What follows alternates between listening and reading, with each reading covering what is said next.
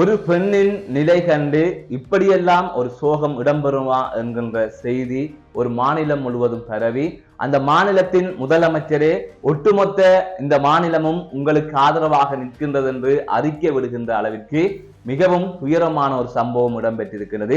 இப்படி ஒரு சம்பவம் யாருக்குமே இடம்பெறக்கூடாது என்று பிரார்த்தித்துக் கொண்டு தொடர்ந்து இந்த செய்தியை பார்க்கலாம். கேரளா வயநாடு எனப்படுகின்ற பகுதியில் அண்மையில் நிலச்சரிவு ஏற்பட்டது.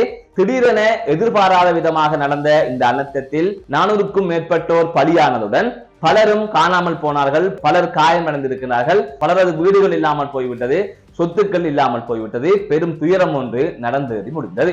இதில் தான் ஸ்துதி எனப்படுகின்ற பெண் தாய், தந்தை, தம்பி, தங்கை என்று குடும்ப உறுப்பினர்கள் உட்பட 9 உறவினர்களை இழந்திருந்தார். அதற்கு பிறகாக அவர் தனிமையில் வாடியிருந்தார். அவர் உறவுகளை எல்லாம் இழந்ததன் பின் தனியாக இருந்த போது அவருக்கு இருந்த ஒரே ஒரு நம்பிக்கை ஜென்சன் எனப்படுகின்ற நபர்தான். அந்த நபர் யார் என்றால் அவருக்கு வருங்கால கணவராக வர இருந்தவர். அதாவது எதிர்வருகின்ற மார்கழி மாதம் ஜென்சனுக்கும் ஸ்துதிக்கும் திருமணம் நடப்பதாக இருந்தது. ஜென்சன் கூறினார், ஸ்துதி தற்போது மிகவும் சோகமான நிலையில் இருக்கின்றார். இத்துடன் இந்த சோகங்கள் எல்லாம் முடிந்துவிட வேண்டும், இனி அவள் முகத்தில் மகிழ்ச்சியை மட்டுமே காண வேண்டும் என்று ஜென்சன் அவர்கள் கூறியதாக இதற்கு முதல் வெளியான செய்திகளிலே தெரிவிக்கப்பட்டிருந்தது. இவ்வாறு ஸ்துதிக்கு இருந்த கடைசி நம்பிக்கை ஜென்சனும் ஸ்துதியை அவ்வளவு நேசித்தார். அந்த பெண்ணை நன்றாக வைத்து பார்த்துக் கொள்ள வேண்டும் என்று நினைத்தார். அதை தவிர ஸ்துதியின் திருமணத்திற்காக சேர்த்து வைத்திருந்த நகை பணம் அனைத்துமே அவரது வீட்டுடன் அந்த நகை பணமும் இல்லாமல் போய்விட்டது.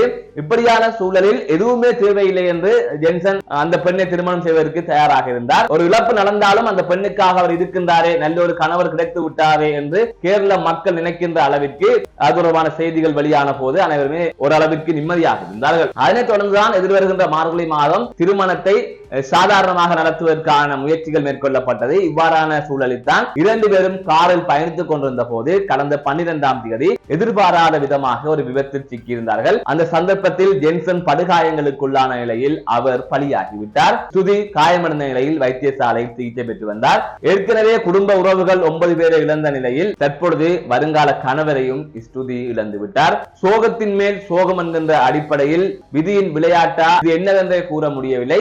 அந்த அளவிற்கு கடைசி நம்பிக்கையாக இருந்த அந்த வருங்கால கணவரும் உயிரிழந்து விட்டு தனிமையில் தவித்துக் கொண்டிருக்கின்றார் ஸ்துதி. இது தொடர்பான செய்திகள் வெளியானதை தொடர்ந்து கேரளாவின் முதலமைச்சரான பினராயி விஜயன் அவர்கள் ஒட்டுமொத்த கேரள மாநிலமும் உங்கள் பின்னால் நிற்கின்றது, நீங்கள் தைரியமாக இருங்கள், எதற்கும் யோசிக்காமல் இருங்கள், நாங்கள் கூடவே இருக்கின்றோம் என்று அறிக்கை விட்டிருக்கின்றார். அந்த அளவுக்கு அந்த பெண்ணின் சோகமான கதை கேரளாவையே உலுக்கி இருக்கின்றது.